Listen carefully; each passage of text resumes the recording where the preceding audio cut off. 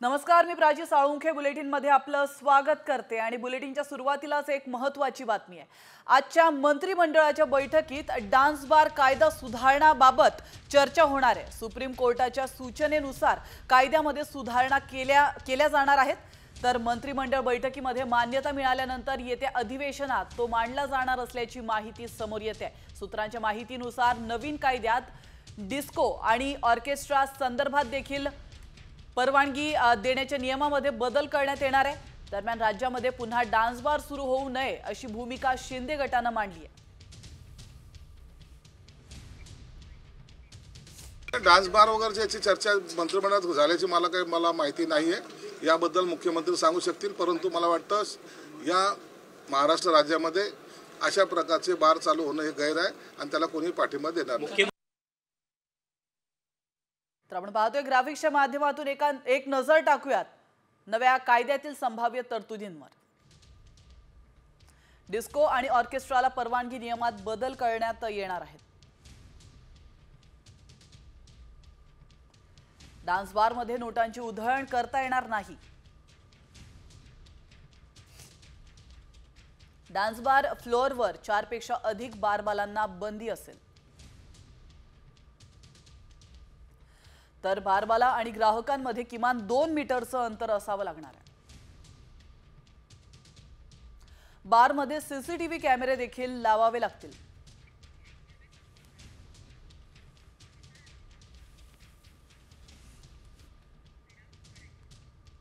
आणि आता सांवर सर्वात मोठी आणि एक्सक्लुझिव्ह बातमी तुम्ही पाहणार आहात। तुळजाभवानी देवीच्या तुळजापुरात ड्रग्सचा बाजार सुरू असल्याचा धक्कादायक प्रकार समोर आलाय। 2.5 वर्षांपासून तुळजापुरात हा ड्रग्सचा सुळसुळाट सुरू आहे। तब्बल 1,500 तरुण ड्रग्सच्या विळख्यात सापडल्याचा दावा करण्यात येतोय। ड्रग्स तस्करी आणि सेवनाचं मोठं रॅकेट सुरू असल्याचा खळबळजनक आरोप पुजारी आणि व्यापाऱ्यांनी केलाय।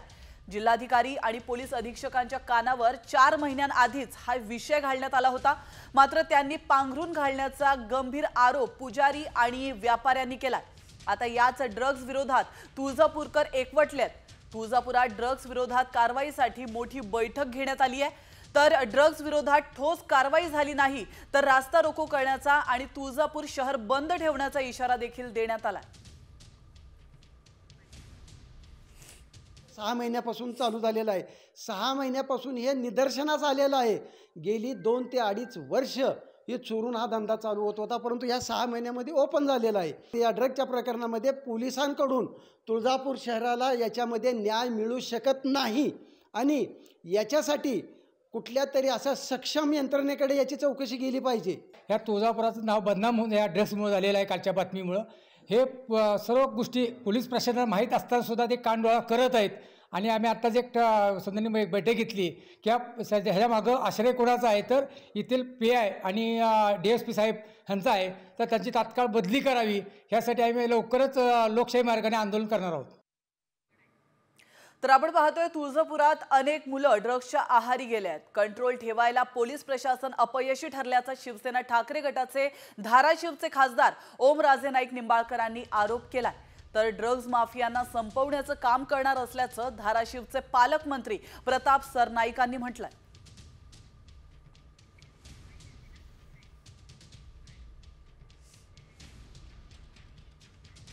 तुळजापूर सारख्या महाराष्ट्राचं 3.5 शक्तिपीठापैकी एक शक्तिपीठ असणाऱ्या ठिकाणी जर दिले जात असतील, त्याचं डिस्ट्रीब्युशन होत असेल आणि जर इथली मुलं त्या व्यसनाच्या आहारी पडत असतील तर निश्चित ही अतिशय चिंतेची आणि खेदाची बाब आहे।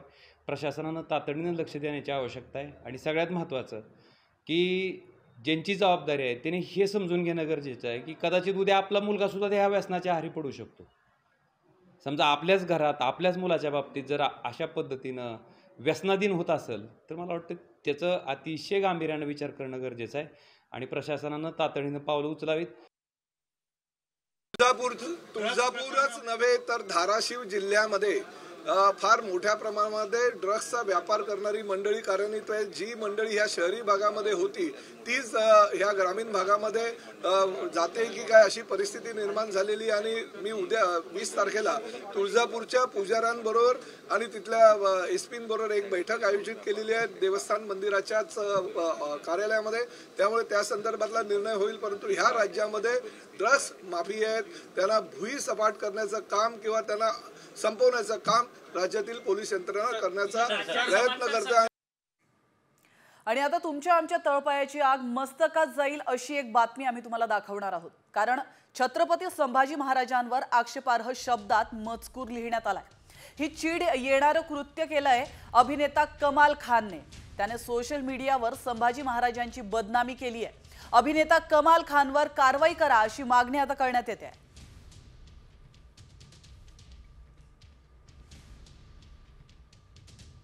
संभाजी महाराज राजांबद्दलचा इतिहास आजपर्यंत चुकीच्याच पद्धतीने गेला. इथल्या सनातनी मनुवादांनी कायम संभाजी महाराजांना बदनाम केलं. म्हणजे जेव्हा ते राज्यसत्तेत होते तेव्हा त्यांचा जीव घेण्याचा प्रयत्न केला, तेव्हा त्यांच्याशी गद्दारी केली. त्यांच्या वडिलांच्या मृत्यूची बातमीही त्यांना कळू दिली नाही. तिथेच त्यांना संपवण्याच्या इराद्याने ते तिथे गेले होते. कमाल आर खान हा नेहमीच त्याच्या वादग्रस्त विधानांनी चर्चेत असतो. त्याच्यावरती संपूर्ण भारतातीलच नव्हे तर जगभरातील जितके सेलिब्रिटी आहेत ते कायम टीका करत असतात. कारण असं वादग्रस्त विधान त्याच्याकडनं कायम केलं जातं. आणि आता देखील त्याने त्याची पातळी ओलांडलेली आहे. कारण छत्रपती संभाजी महाराजांवर आक्षेपार्ह शब्दात त्याने मजकूर लिहिलेला आहे. त्यामुळे संपूर्ण देशभरात नव्हे तर जगभरात त्याच्यावर टीका केली जाते. चीड येणारं हे कृत्य अभिनेता कमाल खाननं केलेलं आहे. आपण या क्षणाची महत्त्वाची बातमी पाहतोय. तर आपण पाहतोय विकिपीडियावरील आक्षेपार्ह मजकूर हटवा अशी मागणी करण्यात येते. सामच्या बातमीची गृह खात्याकडून दखल घेण्यात आली आहे आणि गृह खात्याने विकिपीडियावरील आक्षेपार्ह मजकूर हटवण्याची मागणी केली आहे. आताची सर्वात मोठी बातमी आपण पाहतोय. विकिपीडियावरील आक्षेपार्ह मजकूर हटवा. आमच्या बातमीची गृह खात्याकडून दखल घेण्यात आली आहे. तर या क्षणाची महत्त्वाची अपडेट आपण पाहतोय. विकिपीडियावर आक्षेपार्ह मजकूर करण्यात आलेला आहे आणि तो हटवण्याची मागणी आता गृह खात्याकडून करण्यात येते. आणि सगळ्यात महत्त्वाचं म्हणजे साम टीव्हीने ही बातमी लावून धरलेली आहे आणि त्यानंतर गृह खात्याने साम टीव्हीच्या या बातमीची दखल घेतली आहे. विकिपीडियावरील आक्षेपार्ह मजकूर हटवण्याची मागणी आता करण्यात येते. तर आपण पाहतोय कमाल आर खानने चीड आणणारं वक्तव्य हे छत्रपती संभाजी महाराज यांच्याबद्दल केलं होतं. त्याने तसा मजकूर लिहिला होता आणि त्यानंतर आता त्याच्यावरती टीकेची झोड उठली आहे. कमाल आर खान हा त्याच्या अभिनयापेक्षा त्याने केलेल्या चित्रविचित्र वक्तव्यांनी जास्त लोकांपर्यंत पोहोचलेला आहे आणि आज देखील त्याने असंच भयानक आणि चीड आणणारं वक्तव्य केलेलं आहे. याविषयी अधिक माहिती देण्यासाठी आपले प्रतिनिधी गणेश कवडे थेट आपल्यासोबत जोडले गेलेले आहेत. गणेश, कमाल आर खानने चीड आणणारं वक्तव्य केलेलं आहे, मजकूर लिहिलेला आहे आणि आपल्या या बातमीची दखल आता गृह खात्याने देखील घेतली आहे. काय अधिक माहिती?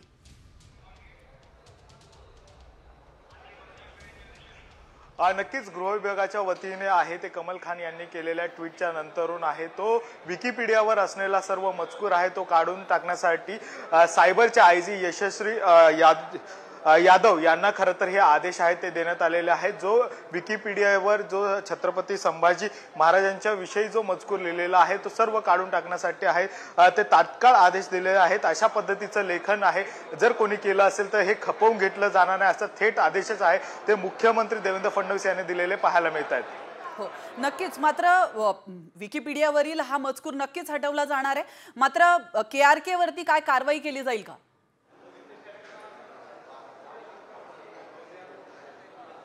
नक्कीच त्या सगळ्या संदर्भात देखील आहे ते आता पोलिसांकडून आहे ती चौकशी केली जाताना पाहायला मिळणार आहे. कारण की संभाजी महाराजांविषयी जर अशा पद्धतीचं आक्षेपार्ह जर वक्तव्य जर कोणी करत असेल तर हे कोणीच खपवून घेणार नाही आणि यासाठीच कुठेतरी आहे ते गृह विभागाने या सगळ्या संदर्भातले आहे ते आता आदेश दिलेले पाहायला मिळतात. त्यामुळे सायबरच्या ज्या आयजी आहेत यांना डायरेक्ट आहे ते स्वतः मुख्यमंत्री यांनी आहे ते बोलवून घेतलं होतं आणि त्यानंतर नक्कीच तुम्ही आमच्यासोबत असेच थांबा. आपल्या सोबत इतिहास अभ्यासक इंद्रजित सावंत देखील जोडले गेलेले आहेत. इंद्रजित जी, आपलं साम टीव्ही मध्ये स्वागत आहे. आपण पाहिलं KRK कमाल खानने एक वाईट असं वक्तव्य केलेलं आहे छत्रपती संभाजी महाराज यांच्याविषयी, आणि आता साम टीव्हीने ही बातमी लावून धरलेली आहे. याविषयी तुमची काय प्रतिक्रिया? तो कोण कमाल खान आहे, त्यानं ज्या पद्धतीनं ते विकिपीडियाचा मजकूरच खरा आहे असं म्हटलेलं आहे, त्याच्यावर शासनानं कडक कारवाई करावी. कारण परत कुठल्या कमालला अशी धाडस होऊ नये शंभूराजांच्या बद्दलचं बोलण्याचं. नक्कीच, बिलकुल, बोला बोला. आणि विकिपीडियाचा जो मजकूर आहे सर्च इंजिनचा, तो तातडीनं बदलावा अशी आम्ही मागणी केली होती आणि ती शासनानं मान्य केली. त्याबद्दल आपण मुख्यमंत्री महोदयांचं, उपमुख्यमंत्री महोदयांचं सुद्धा अभिनंदन केलं पाहिजे. आणि ते मान्य केल्यानंतर सरकारी अधिकाऱ्यांनी त्याच्यावर कारवाई करून त्याच्यात बदल दिसला पाहिजे आणि परत तशा पद्धतीचा मजकूर विकिपीडियावर येऊ नये याची काळजी सुद्धा घेतली पाहिजे शासनाने. नक्कीच सावंतजी, मात्र अजून एक महत्त्वाचा प्रश्न, विकिपीडियावर ज्याने कोणी हा मजकूर लिहिलेला आहे आणि त्याला समर्थन देणारा कमाल खान, याच्या विरोधात तुम्ही काही कायदेशीर कारवाईला आता पुढे ही त्याच्याविषयी काही कारवाई करणार आहात का इतिहास अभ्यासक म्हणून? शासनानंच त्याच्यावर कारवाई केली पाहिजे की अशा पद्धतीचं संभाजी महाराजांच्या बद्दल कोण करत असेल, वक्तव्य करत असेल किंवा त्याचं समर्थन करत असेल तर त्याच्यावर तातडीनं समाजामध्ये तेढ निर्माण केली म्हणून कारवाई शासनानं केली पाहिजे. नक्कीच, धन्यवाद इंद्रजितजी, तुम्ही साम टीव्ही सोबत जोडला गेलात आणि तुमची प्रतिक्रिया दिली त्याबद्दल. तर आपण या क्षणाची अतिशय महत्त्वाची बातमी पाहत आहोत. विकिपीडियावरील आक्षेपार्ह मजकूर हटवा अशी मागणी आता साम टीव्हीच्या बातमीनंतर गृह खात्याकडून देखील करण्यात येते. तर आपण पाहिलं, विकिपीडियावर आक्षेपार्ह मजकूर लिहिण्यात आलेला आहे आणि याचं समर्थन KRKने केलेलं आहे. पुन्हा एकदा वळूयात आपले प्रतिनिधी गणेश कवडे यांच्याकडे. गणेश, इंद्रजित सावंत यांनी देखील आपली प्रतिक्रिया दिलेली आहे. नेमकं KRK वरती आणि विकिपीडियावर हा मजकूर ज्याने कोणी लिहिलेला आहे त्याच्यावरती काय कारवाई होऊ शकते?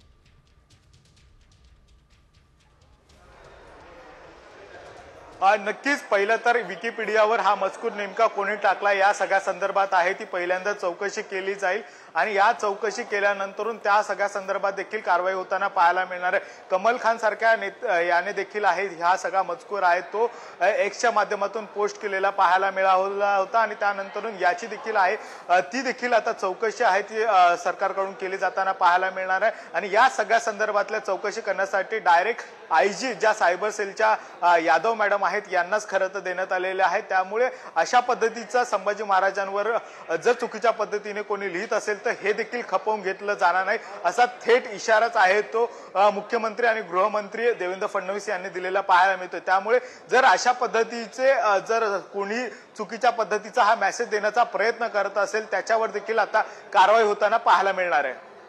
नक्कीच, आक्षेपार्ह हा मजकूर आहे जो विकिपीडियावर आहे, तर हा मजकूर हटवण्याविषयी गृह खात्याकडून सांगण्यात आलंय. गृह खात्याकडून दखल घेण्यात आलेली आहे साम टीव्हीच्या बातमीची. मात्र गृह खात्याकडून कोणाचं वक्तव्य समोर आलेलं आहे का किंवा तसं काही पत्र जारी करण्यात आलंय का?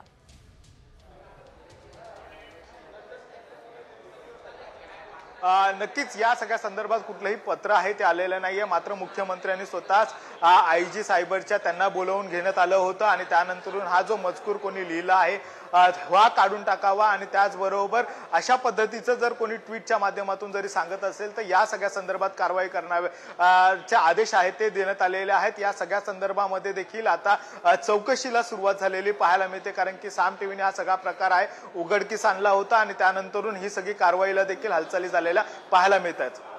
गणेश, कारवाई तर KRK वरती होणारच आहे आणि ज्याने कोणी विकिपीडियावरती तो मजकूर लिहिलेला आहे त्याच्यावर देखील कारवाई होणार आहे.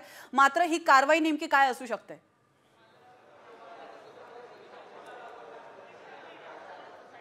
नक्कीच प्रथमतः ही सगळी पहिली चौकशी केली जाईल की नेमकं कशामुळे हा सगळा मजकूर अशा पद्धतीने लिहिला गेलेला आहे, कुठल्या माध्यमातून कुठल्या सोर्सच्या माध्यमातून हा खरा तर मजकूर समोर आणलेला आहे. पहिली ही सर्व माहिती घेतली जाईल आणि त्यानंतर या सगळ्या संदर्भात आहे तो गुन्हा दाखल केला जाऊ शकतो आणि या गुन्ह्यानंतरून या सगळ्या संदर्भात आहे ती कारवाई होताना पाहायला मिळणार आहे. प्रामुख्याने सायबर सेल यामध्ये विशेष करून आहे ते लक्ष ठेवून आहे आणि त्यामुळे सायबरच्या माध्यमातून जो काही गुन्हा दाखल होईल आणि त्यानंतरून त्यावर जी काही शिक्षा आहे ती शिक्षा देखील आता आहे या ज्यांनी कोणी हा संदर्भ दिला असेल या सगळ्यांवर ही कारवाई होईल आणि त्यामुळेच ही कुठेतरी गृह विभागाकडून महत्त्वाचं पाऊल आहे ते उचललेलं पाहायला मिळतंय कारण की चुकीचा मेसेज समाजामध्ये पोहोचवला जातोय आणि या चुकीचा मेसेज कोणी जो लिहितो आहे या सगळ्या संदर्भात देखील आहे ते गृह विभाग खपवून घेणार नाही कारण की आपल्याकडे जर बघितलं असेल की अशा पद्धतीचं जर चुकीचा महाराजांच्या विषयी कोणी जर आक्षेपार्ह जर टिप्पणी करत असेल तर यावर या अगोदर देखील आहे ते वेगवेगळ्या पद्धतीच्या कारवाई आहेत त्या झालेल्या पाहायला मिळतात त्यामुळे पुन्हा एकदा संभाजी महाराजांविषयी अशा पद्धतीचं चुकीचं वक्तव्य खरं तर हे झालेलं आहे आणि या चुकीच्या वक्तव्यानंतर गृह विभागाने हे महत्त्वाचं पाऊल आहे ते उचललेलं पाहायला मिळत आहे। नक्कीच छत्रपती संभाजी महाराज असो, छत्रपती शिवाजी महाराज असोत किंवा महाराष्ट्रातील भारतातील कुठलाही महापुरुष असो याच्या विरोधातील कुठलंही वक्तव्य हे खपवून घेतलं जाणार नाहीये। सगळेच लोक आता KRK कडून माफीची मागणी करतायत। त्या संदर्भामध्ये काही माहिती मिळू शकली आहे का? KRKचा कुठला व्हिडिओ किंवा वक्तव्य यानंतर माफी संदर्भातला आलेला आहे का समोर?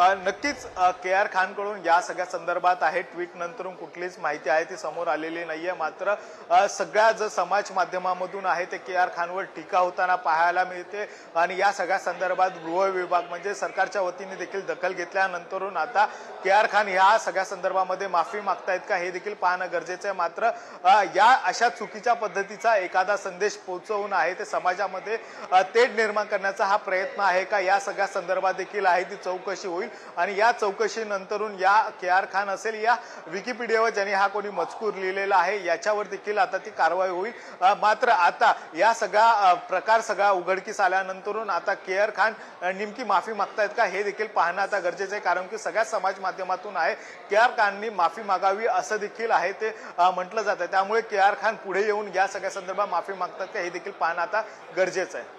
नक्कीच गणेश, आपण पाहतोय कमाल खान त्याच्या या चित्रविचित्र वक्तव्यांमुळे कायमच फेमस झालेला आहे। त्याच्या अभिनयापेक्षा तो जर फेमस झाला असेल तर त्याच्या या आक्षेपार्ह वक्तव्यांमुळे।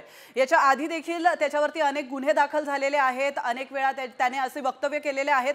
त्या गुन्ह्यांबद्दल काही माहिती मिळालेली आहे का? त्याच्यानंतर त्यावरती काही कारवाई केली गेली आहे का? कारण आधीच जर त्याच्यावरती काही कारवाई झाली असती तर आज त्याने हे वक्तव्य पुन्हा केलं नसतं।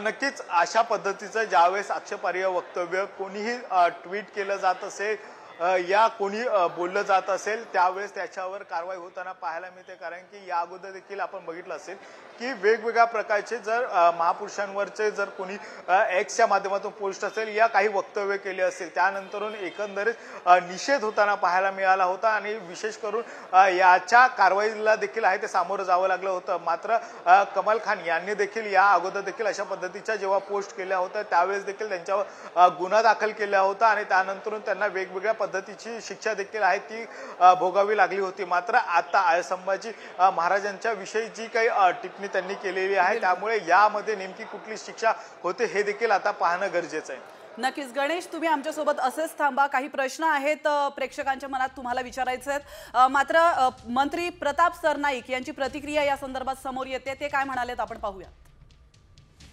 राजे छत्रपती संभाजीराजे हे आमचे राजे, राज्याचं आराध्य दैवत, आमचं आराध्य दैवत आहे। यांची जर बदनामी करत मजकूर विकिपीडियामध्ये आला असेल तर तो निश्चितपणे राज्य शासनाच्या गृह खात्याच्या माध्यमातून किंवा सोशल मीडियामधून कायमचा कसा निघून जाईल यासाठी आम्ही गृहमंत्री म्हणून आणि राज्याचे मुख्यमंत्री म्हणून श्री देवेंद्र फडणवीस साहेब यांना त्या संदर्भात निवेदन देणार आहोत की त्या संदर्भात आम्ही हे पूर्ण मजकूर हटवावा अशी मागणी करणार।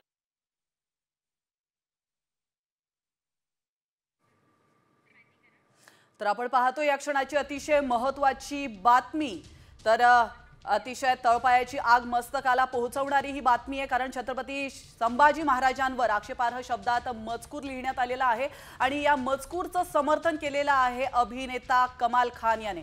आता कमाल खान याच्या या वक्तव्यावरती, याच्या समर्थनावरती देखील आता बोट उचललं जात आहे, चीड व्यक्त केली जाते आणि कमाल खान कडून माफीची मागणी केली जाते।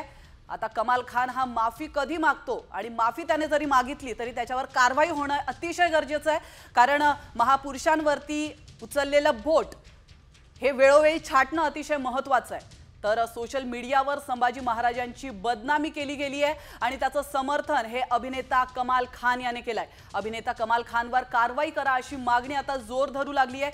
ही कारवाई आता नेमकी कधी होते आणि कशा पद्धतीने होते हे पाहणं तितकंच महत्त्वाचं असणार आहे। आणि महत्त्वाचं म्हणजे साम टीव्हीने ही बातमी लावून धरली आहे आणि या बातमीची दखल घेतलेली आहे गृह खात्याने। आता गृह खात्याकडून देखील कमाल खानवरती कारवाईची मागणी करण्यात येते। सोबतच विकिपीडियावरती छत्रपती संभाजी महाराजांविरोधात लिहिलेला तो मजकूर हटवा अशी मागणी देखील गृह खात्याकडून करण्यात आली आहे।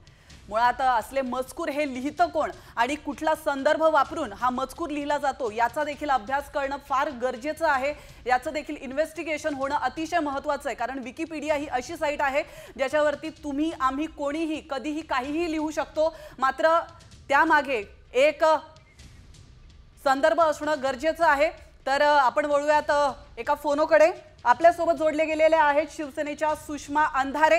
सुषमाजी, आपण पाहतोय विकिपीडियावरती एक आक्षेपार्ह मजकूर लिहिला गेलेला आहे आणि अभिनेता कमाल खान याने त्याचं समर्थन केलंय, आपली प्रतिक्रिया? छत्रपती शिवाजी महाराज असतील, क्रांतिबा ज्योतिबा फुले असतील किंवा बाबासाहेब आंबेडकर असतील, ही सगळी आमचे आदर्श स्थानं आहेत आणि या महाराष्ट्राची, या देशाची, या मातीची धरोहर आहे। ज्यांनी इतिहास घडवलाय, ज्यांनी आमचं जगणं घडवलेलं आहे। मात्र सातत्याने त्यांच्या संबंधाने जर असा खोडसाळपणे मजकूर बाहेर येत असेल तर निश्चितपणे त्याची दखल घेतली पाहिजे। इथे विकिपीडियात आलेला जो मजकूर आहे तो मजकूर तर नक्की नष्ट केला जावाच जावा। मात्र एक मुद्दा पुन्हा पुन्हा उरतोय की हा मजकूर कमाल खान नावाच्या माणसाने शेअर केला म्हणून तातडीने जितके फडणवीस दखल घेतात, फक्त खान आडनाव आहे म्हणून जर दखल घेत असतील तर राहुल सोलापूरकर सुद्धा खान प्रवृत्तीचाच माणूस आहे। त्यामुळे राहुल सोलापूरकरच्या बद्दल सुद्धा त्यांनी इतक्या तत्परतेने व्यक्त होणं जास्त गरजेचं आहे।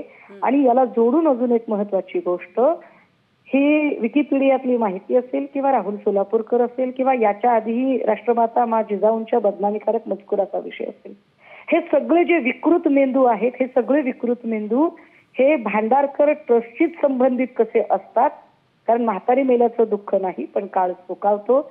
मजकूर आपण एकदा नष्ट करू, परंतु भांडारकर ट्रस्टला आर्थिक रसद कोण पुरवतं की जी भांडारकर ट्रस्ट सातत्याने आमचा इतिहास विकृत करण्याचा प्रयत्न करते, याची दखल घेणं आणि यावर चौकशी होणं गरजेचं आहे। फडणवीसांची जर खरंच इच्छाशक्ती असेल तर त्यांनी आधी भांडारकर ट्रस्टची चौकशी केली पाहिजे। नक्कीच, धन्यवाद सुषमाजी, तुम्ही साम टीव्ही सोबत जोडला गेलात आणि आपली प्रतिक्रिया दिली त्याबद्दल। तर आपण पाहतोय कमाल खान याने जो समर्थन दिलेलं आहे विकिपीडियावरील मजकुरावर, तर त्यावर इंद्रजित सावंत यांनी नेमकी काय प्रतिक्रिया दिली आपण ऐकूयात।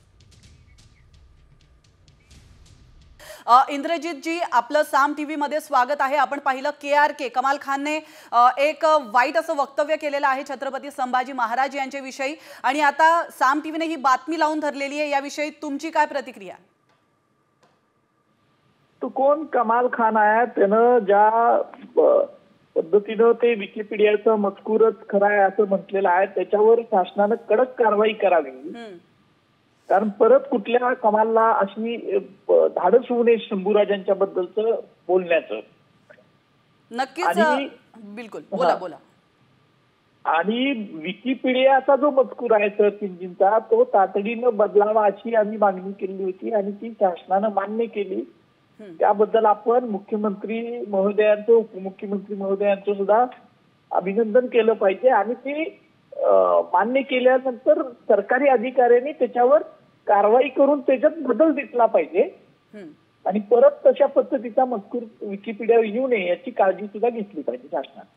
नक्कीच सावंतजी, मात्र अजून एक महत्त्वाचा प्रश्न, विकिपीडियावर ज्याने कोणी हा मजकूर लिहिलेला आहे आणि त्याला समर्थन देणारा कमाल खान याच्या विरोधात तुम्ही काही कायदेशीर कारवाईला आता पुढे त्याच्याविषयी काही कारवाई करणार आहात का इतिहास अभ्यासक म्हणून?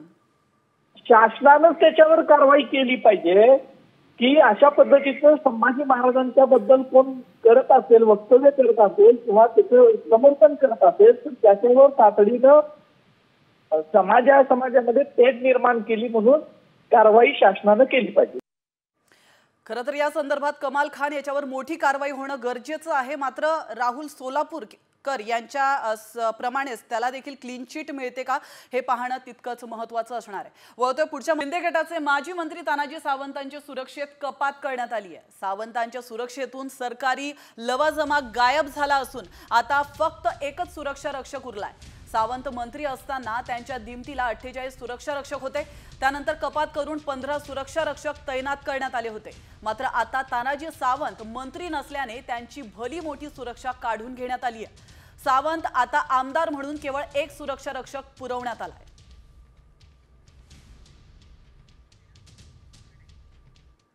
वळतोय पुढच्या बातमीकडे. सुरक्षा कपातीच्या मुद्द्यावर खासदार संजय राऊतांनी महायुती सरकारवर जोरदार निशाणा साधलाय. तर मंत्रालयामध्ये वेड्यांची जत्रा आहे, मंत्रालयात प्रचंड भ्रष्टाचार सुरू आहे असा हल्लाबोल राऊतांनी केलाय. तर सुरक्षा कपातीचा गृह विभागाच्या समितीचा निर्णय आहे, त्यामुळे नाराजी नाही असं मंत्री आशिष जयस्वाल यांनी म्हटलंय.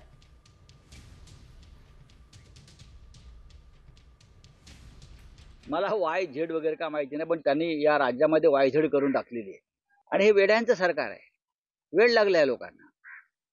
ही वेड्यांची जत्रा आहे मंत्रालयामध्ये. कोणाचा पायपूस कोणाच्या गळ्यात नाही. मंत्रालयात जाऊन पहा तुम्ही. गोंधळ आहे. गृहनिर्माण खात्यामध्ये, माडामध्ये, SRA मध्ये प्रचंड भ्रष्टाचार सुरू आहे. कारण प्रत्येक अधिकाऱ्याची नेमणूक SRA मध्ये आणि माडामधली रोकडे पैसे मोजून त्या निवडणुका केल्यामुळे हे अधिकारी सुद्धा लहान लहान कामामध्ये रोज कोट्यवधी रुपयाचा गल्ला जमा करतात. मी लवकरच त्या संदर्भात कोणत्या प्रकल्पामधून किती पैसे घेतले गेले आणि कुठे दिले ही माहिती जाहीर करणार. सिक्युरिटी कोणाला किती द्यावी हा निर्णय गृह विभागाची एक समिती करत असते. या संदर्भामध्ये गृह विभागाची समिती निर्णय करत असते आणि त्यानुसार जर निर्णय झाला असेल तर तो त्यानुसार झाला असेल. शेवटी याचं मूल्यमापन आणि गुणवत्तेवर निर्णय गृह विभाग करत असते आणि त्यांनी जो निर्णय घेतलेला असतो तो निर्णय योग्यच असतो असं समजण्यास हरकत नाही. वैद्यकीय कक्षावरून महायुतीचं आरोग्य बिघडलेलं असतानाच सुरक्षेतील कपातीवरूनही महायुतीमध्ये शहकाट शहज जोमात असल्याचं दिसतंय. कारण राज्यातील ज्या मंत्री आणि आमदारांच्या जीवाला धोका नाही त्यांची सुरक्षा कमी करण्याचा निर्णय मुख्यमंत्री देवेंद्र फडणवीस यांनी घेतलाय.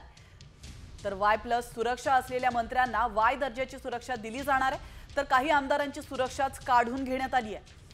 भाजप शिंदे सेनेच्या आमदारांसह राष्ट्रवादी किंवा त्याची संबंधित जी यंत्रणा आहे त्यांच्याशी बोलणी करावी आणि त्यांना ते हटवून देण्याकरता त्या ठिकाणी सांगावं. जी काही प्रक्रिया त्याकरता करावी लागते ती प्रक्रिया करावी. पण अशा प्रकारचं आक्षेपार्ह लिखाण हे ओपन सोर्सवर अशा पद्धतीनं राहणं हे अतिशय चुकीचं आहे. त्यामुळे ते तिथनं निघालं पाहिजे. या दृष्टीने सगळी कारवाई करण्याचे आदेश दिलेले आहेत. पण असं होतं की विकिपीडियावर नॉर्मली कोणी पण एडिट करू शकतं आणि ते टाकू शकतं. तर या संदर्भात काही ऐतिहासिक ज्या गोष्टी असेल त्या संदर्भात काही सूचना वगैरे करणार आहेत? आपल्याला ही कल्पना आहे की विकिपीडिया हे काही भारतातनं संचालित होत नाही. हा एक ओपन सोर्स प्लॅटफॉर्म आहे. त्याचे काही नियम आहेत. त्या नियमानुसार त्याच्यामध्ये कोण लिहू शकतं याचं एडिटोरियल राईट्स काही लोकांना असतात. त्यामुळे अशा प्रकारे आपल्याला निश्चितपणे त्यांना हे सांगता येईल की ज्या ऐतिहासिक गोष्टी आहेत त्या गोष्टींचं असं तोडून मरोडून किंवा चुकीच्या पद्धतीनं लिहिणं हे योग्य नाही. या संदर्भात तुम्ही काहीतरी नियमावली तयार करा.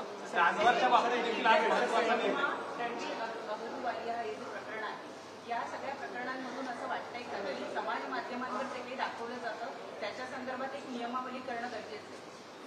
हे निश्चितपणे गरजेचं आहेच. मात्र आत्ताची परिस्थिती अशी झाली आहे की समाज माध्यमाचं पूर्वी जॉग्राफिकल ज्युरिस्डिक्शन असायचं. त्यामुळे नियम करणं सोपं होतं. आता जॉग्राफिकल त्याला ज्युरिस्डिक्शन उरलेलं नसल्यामुळे त्याची नियमावली करणं हे कठीण आहे. तथापि केंद्र सरकारशी देखील आम्ही या संदर्भात चर्चा करतो आहोत. आणि विशेषतः शेवटी प्रत्येकाला स्वातंत्र्य आहे, अभिव्यक्तीचं स्वातंत्र्य आहे, पण त्याची देखील सीमा आहे. अभिव्यक्तीचं जे स्वातंत्र्य आपल्या संविधानाने दिलेलं आहे ते काही असीमित नाही आहे. तुम्ही दुसऱ्याच्या अभिव्यक्ती स्वातंत्र्यावर आपल्या स्वातंत्र्याच्या माध्यमातून घाला घालू शकत नाही. त्यामुळे ज्या ठिकाणी अश्लीलता ही परिसीमेच्या बाहेर जाते त्या ठिकाणी कारवाई करणं हे गरजेचं असतं. मात्र या संदर्भात काही नियमावली तयार करता येईल का, जरूर केंद्र सरकारची आमची चर्चा चाललेली आहे. अजून ते झालेलं नाही. अलीकडच्या काळामध्ये कॅबिनेट व्हायच्या आधी काही लोक अजेंडा छापतायत. ही चुकीची पद्धत आहे आणि मी मंत्र्यांना देखील सांगितलेलं आहे की आपल्या कार्यालयांना सांगा, अन्यथा मला कारवाई करावी लागेल. कॅबिनेटचा अजेंडा हा त्या ठिकाणी पूर्णपणे गुप्त असतो, त्याचीच शपथ आपण घेतलेली आहे. म्हणजे याच्यातनं काही लपवण्यासारखं काही नाही, पण जे नियम आहेत ते नियम आहेत. त्याच्यामुळे आपल्याला देखील माझी विनंती आहे की जी माध्यमं कॅबिनेटच्या आधी अशा प्रकारे कॅबिनेटचा अजेंडा सांगतायत, अजेंडा दाखवतायत, कृपया आपल्या TRP करता किंवा आपल्या खपा करता पेपरच्या अशा प्रकारे या ठिकाणी नियम मोडू नका. कल्याण डोंबिवलीच्या बाबतीत हायकोर्टाने एक निर्णय दिलाय, मात्र त्याचा फटका कल्याण डोंबिवलीच्या बाबतीत घरांच्या बाबतीत मोठा घोटाळा समोर येतोय. असं आहे, त्या संदर्भात मी स्वतः बैठक घेतो आहे. एकीकडे जे खरे गरजू लोक आहेत यांना कसं प्रोटेक्ट करता येईल, आवश्यकता पडली तर त्याकरता आम्ही सुप्रीम कोर्टात देखील जायला तयार आहोत. सन्मान्य आमचे जे तिथले आमदार आहेत त्यांनी, आमचे जे आता प्रदेशाचे अध्यक्ष देखील आहेत रवींद्र चव्हाण, यांनी मला ती पूर्ण घटना लक्षात आणून दिलेली आहे. आणि या संदर्भात पोलिसांनाही मी सांगितलेलं आहे की ज्या बिल्डरने हा खोटेपणा केलेला आहे त्यांच्यावर कारवाई करा.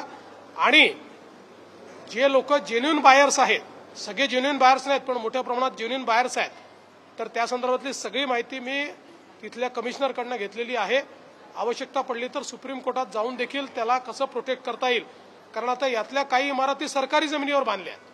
त्यामुळे आता त्याला कसं काय नियमित करायचं हा प्रश्न आहे. जिथे काही नियम तोडून बांधलेला आहे तिथे आपल्याला नियमाचं प्रशमन करून त्या ठिकाणी मान्यता देता येईल, या संदर्भात आम्ही लक्ष घालतो. आणि सामान्य माणसाला आणि जो जेन्युइन आहे, ज्याची खरोखर फसवणूक झाली आहे, त्याला कसं प्रोटेक्ट करता येईल असा आमचा प्रयत्न असेल.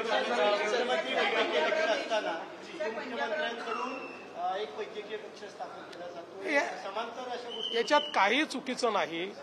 मी देखील उपमुख्यमंत्री असताना एक वैद्यकीय कक्ष चालवायचो. वैद्यकीय कक्ष याकरता आपण चालवतो की त्यातनं काही कोऑर्डिनेशन करता आलं पाहिजे. मुख्यमंत्री असेल, उपमुख्यमंत्री असेल, यांच्याकडे केसेस येत असतात. त्यामुळे उपमुख्यमंत्री यांनी जर वैद्यकीय कक्ष सुरू केला असेल त्यात काही गैर नाही. विकिपीडिया पे छत्रपति संभाजी महाराज के खिलाफ जिस प्रकार की बातें लिखी गई है, इसका हम निषेध करते, इसके भर्त्सना करते. और हमने हमारे जो साइबर विभाग के प्रमुख है, जो IG साइबर है, इनको ये कहा है कि वो विकिपीडिया से बात करे और जो भी यंत्रणा इसको संचालित करती है उनसे बात करके ये सारी चीजें विकिपीडिया से निकले, जो गलत है, जो झूठी चीजें है वो निकले और सही चीजें उसके ऊपर आए, इस प्रकार का प्रयास करे, ऐसा आदेश दिया.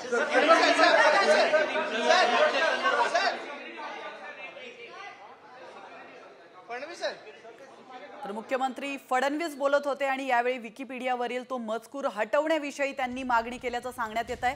त्यांनी सांगितलेलं आहे आणि सोबतच संबंधित व्यक्तीवर कारवाई देखील करण्यात येणार असल्याचं देखील त्यांनी म्हटलंय.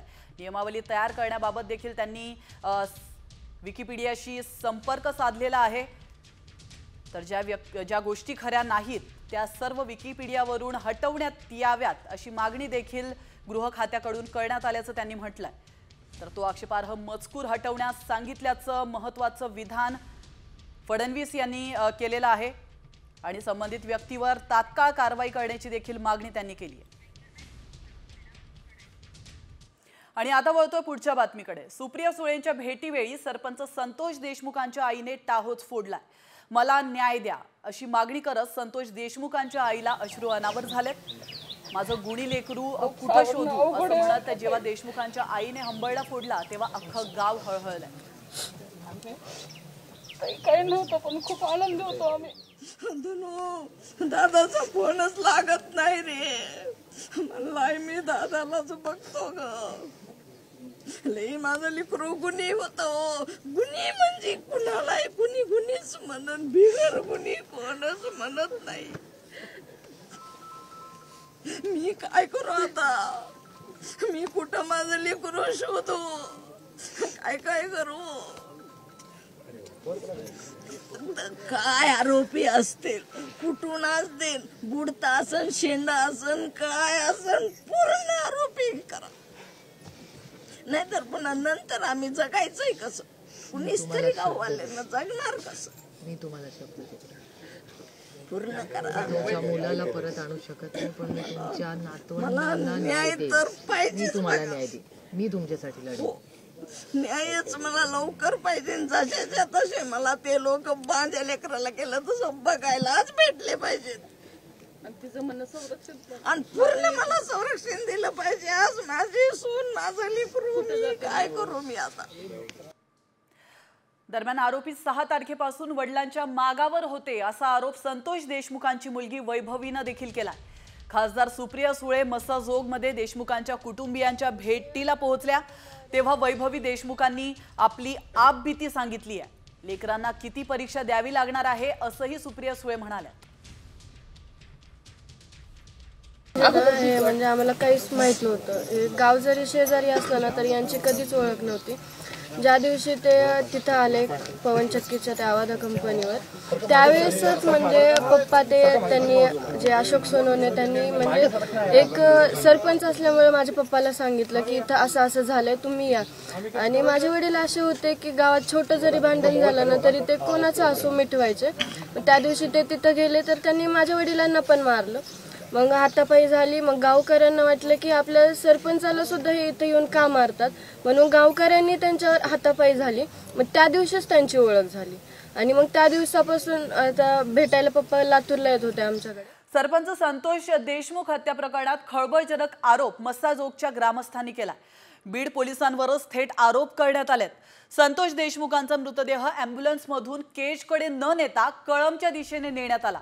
तिथे एका महिलेला तयार ठेवलं होतं. महिलेच्या वादातून संतोष देशमुखांची हत्या झाली असं पोलिसांना दाखवायचं होतं. मात्र मस्साजोग गावातल्या तरुणांनी अँब्युलन्सच्या पाठलाग केल्यानं तो फसल्याचा दावा ग्रामस्थांनी केलाय. मारायचं हातपाय मोडायचे आणि एका कोणीतरी महिलेला मॅनेज करायचं महिलेला आणि त्यांच्यापाशी हा माणूस सोडायचा. म्हणजे तो ना घरचा ठेवायचा ना समाजाचा ठेवायचा. त्यातलाच एक भाग म्हणून ह्या सगळ्या टोळीनं तो प्लॅन केलेला होता. आणि ज्यावेळेस जीव गेला, ज्यावेळेस प्रेत गाडीत होतं, हे खूप म्हणणं म्हणजे मला इतकं त्रासदायक आहे की डेड बॉडी ज्यावेळेस टाकली त्यावेळेस ती कळंबच्या दिशेनं पोलीसची गाडी चालली. इकडं का गाडी चालली आहे म्हणून पाठलाग करत होत्या. त्याच्यानंतर गाडी फिरवली गेली. म्हणजे हा देखील तोच प्लॅन होता आणि त्याच्यामुळेच हाणमार झालेली आहे आणि त्याच्यामुळे जीव गेलेला आहे असं या आरोपींना सिद्ध करायचं होतं. जे गावकरी आहेत माझे, त्या गावकऱ्यांना दुसऱ्या दिवसापासून सांगितलेली गोष्ट आहे ती मागे देखील सांगितली आणि आज देखील हीच गोष्ट आहे आणि ती खरी आहे. तर खाकीचा धाक काय असतो हे सांगली पोलिसांनी दाखवून दिलाय. सांगलीतली यात्रा संपल्यानंतर 2000हून अधिक तरुण दुचाकी गाडीवरून हुल्लडबाजी करत होते. मध्यरात्री 2च्या सुमारास संपूर्ण शहर झोपेत असताना हे तरुण हॉर्न वाजवत घोषणाबाजी करत होते. मात्र सांगलीच्या पोलिसांनी टिळक चौकामध्ये फिल्डिंग लावली. मग काय, आपल्या काठ्यांनी पोलिसांनी या तरुणांचा माज उतरवलाय. गाड्या अडवून हुल्लडबाजांना चोप देखील दिलाय. अखेर काही तरुण आपल्या दुचाकी सोडून पळून गेले.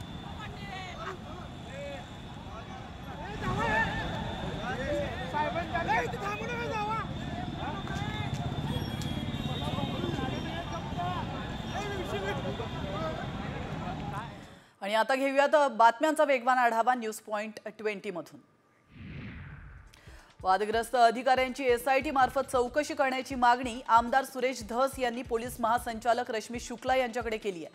काही निवडक पोलीस अधिकारी अनेक वर्षांपासून बीडमध्येच कार्यरत आहेत आणि अधिकाऱ्यांच्या माध्यमातून बेकायदेशीर आर्थिक व्यवहार आणि गुन्हेगारांना पाठबळ देण्यात येतोय असा गंभीर आरोप सुरेश धस यांनी केला. मस्साजोगमधील परिस्थितीला स्थानिक पोलीस जबाबदार आहेत असा आरोप धनंजय देशमुख यांनी केला. या प्रकरणाच्या सुनावणीवेळी कोर्ट परिसरामध्ये आमच्यावर दबाव आणण्याचा प्रयत्न केला जात असल्याचंही त्यांनी म्हटलंय.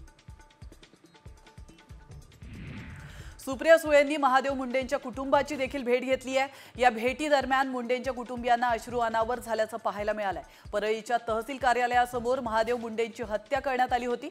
या हत्येमागे वाल्मिक कराड आणि त्याचा मुलगा सुशील कराडचा हात असल्याचा आरोप ज्ञानेश्वरी मुंडे यांनी केला. वनमंत्री आणि पालघरचे पालकमंत्री गणेश नाईक यांच्या आमदारकीला ठाकरे गटानं मुंबई हायकोर्टामध्ये आव्हान दिलंय। ऐरोलीचे उमेदवार MK मडवी यांनी याचिका दाखल केली आहे। या प्रकरणी कोर्टानं गणेश नाईक यांना नोटीस बजावली आहे। तर सत्तेच्या बळावर भ्रष्टाचाराचा अवलंब करत निवडणूक जिंकल्याचा MK मडवी यांनी आरोप केला। कुंभमेळ्याला जाणाऱ्या एकनाथ शिंदेंच्या आमदारांना फडणवीसांनी एक पवित्र साबण द्यावा असा टोला संजय राऊतांनी लगावलाय। तर कुंभमेळ्यामध्ये तुम्ही कितीही स्नान करा तरीही तुमचं पाप धुतलं जाणार नाही असा घणाघात देखील राऊतांनी केलाय। एकनाथ शिंदेंनी काल उद्योग मंत्रालयाच्या अधिकाऱ्यांची बैठक घेतली आहे। तर फडणवीसांनी आढावा बैठक घेतल्यानंतर शिंदेंनी आढावा बैठक घेण्याची ही दुसरी वेळ आहे। याआधी फडणवीसांनी कुंभमेळ्यासाठी बोलावलेल्या बैठकीला शिंदे गैरहजर होते। मात्र काही दिवसांनी बैठक घेत कुंभमेळ्याच्या तयारीचा आढावा घेतला गेला होता। मुंबईमध्ये ठाकरे बंधूंनी एकत्र यावं अशा आशयाचे बॅनर शिवसेना भवनासमोर लावण्यात आले। बॅनरवर राज आणि उद्धव ठाकरेंचा एकत्रित फोटो आहे। तर मराठी माणसाच्या हितासाठी एकत्र यावं असा आशयही बॅनरवर लिहिण्यात आलाय। मराठी सेनेनं हे बॅनर लावल्याचं कळतंय। निवडणुकांनंतर देणग्या मिळवण्यामध्ये भाजपनेच बाजी मारली आहे। तर भाजपच्या तिजोरीमध्ये 4000 कोटींपेक्षा जास्त देणगी जमा झाली आहे। असोसिएशन ऑफ डेमोक्रेटिक रिफॉर्म या संस्थेनं राष्ट्रीय पक्षांना मिळालेल्या देणगी संदर्भातील अहवाल जाहीर केला।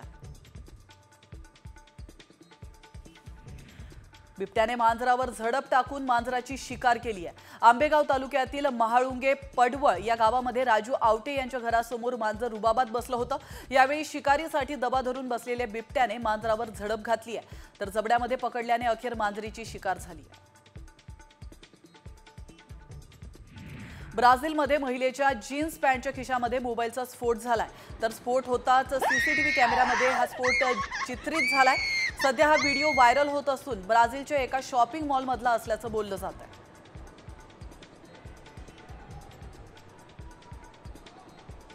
आर्थिक गुन्हे शाखेच्या विशेष पथकाने मिठी नदीच्या 2 दशकातील गाळ उपशाच्या घोटाळ्याची फाईल उघडली आहे। तर सुमारे 1300 कोटी रुपयांचा गैरव्यवहार झाल्याचा आरोप केलाय। प्रसाद लाड आणि प्रवीण दरेकरांनी भ्रष्टाचार झाल्याचा आरोप केला होता। 18 कंत्राटदारांपैकी 3 पोलिसांनी चौकशी केली आहे।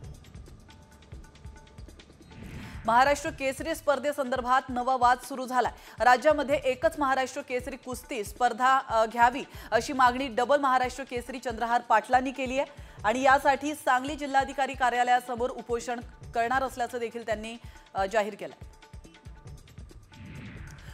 ज्ञानेश कुमार यांची भारताचे मुख्य निवडणूक आयुक्त म्हणून नियुक्ती झाली आहे। ते राजीव कुमार यांची जागा घेणार आहेत। नव्या कायद्याअंतर्गत नियुक्त होणारे ते पहिले मुख्य निवडणूक आयुक्त ठरलेत। ज्ञानेश कुमार हे 1988 बॅचचे केरळ कॅडरचे IAS अधिकारी आहेत। 350 मांजरी एकाच फ्लॅटमध्ये ठेवण्याच्या पुणेकर मालकिणीने पशुसंवर्धन विभागाच्या नोटिशीला केराची टोपली दाखवली आहे। तर मांजरींना खराडीमध्ये हलवण्याबाबत नोटीस देण्यात आली होती। अजूनही मांजरी फ्लॅटमध्येच असल्यानं पशुसंवर्धन विभाग त्याचप्रमाणे पुणे महानगरपालिका या दोन्ही बहिणींवर कारवाई कधी करणार असा संतप्त सवाल सोसायटीतले रहिवासी विचारतात। यूट्यूबर रणवीर अलाहाबादी याला आता सुप्रीम कोर्टाने मोठा झटका दिलाय। यापुढे रणवीरला भारतात कोणताही शो करता येणार नाही असे निर्देश सुप्रीम कोर्टाने दिलेत। त्याचप्रमाणे न्यायालयाने रणवीरला अटकेपासून दिलासा दिला असला तरी कडक अटी घालून दिल्यात। तपास पूर्ण होईपर्यंत पासपोर्ट जमा करावं अशी अट अलाहाबादी याला घालण्यात आली आहे।